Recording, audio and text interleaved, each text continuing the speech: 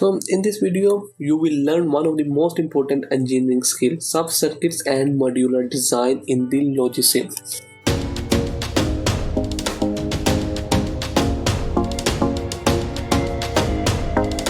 So let's start it.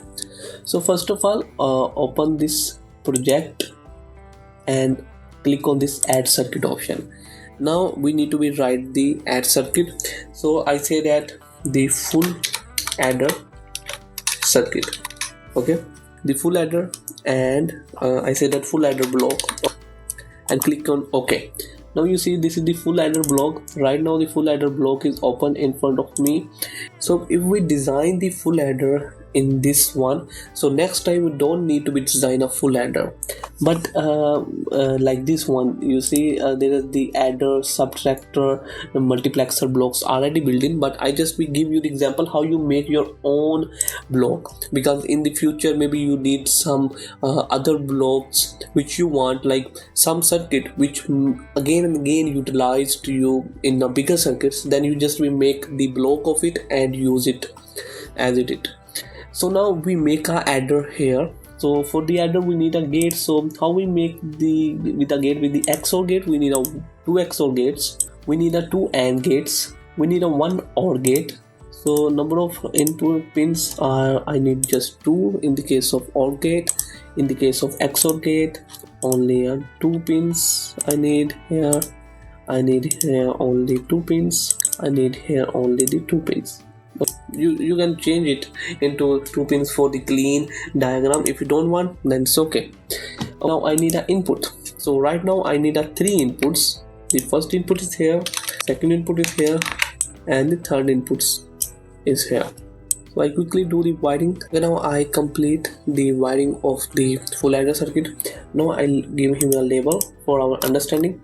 This is the A, the B, the C in, this is our sum, this is the C out. When you make a sub-circuit block, then make sure you verified it before you move away. Okay, yeah, it's perfectly working. Now we need to save it. So go into the file and click on save. They ask you for write the name here for this file and save it.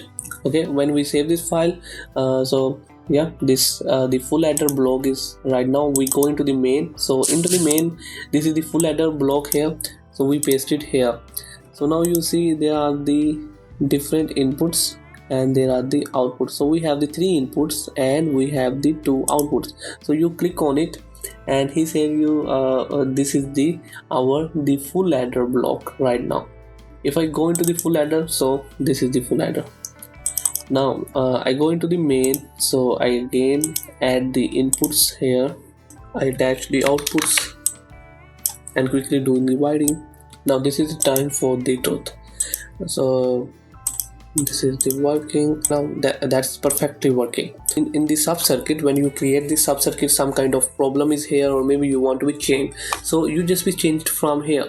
Maybe if I say that I just be remove the C in wiring from here, I remove it, so there's the problem here, and after that I just we save it.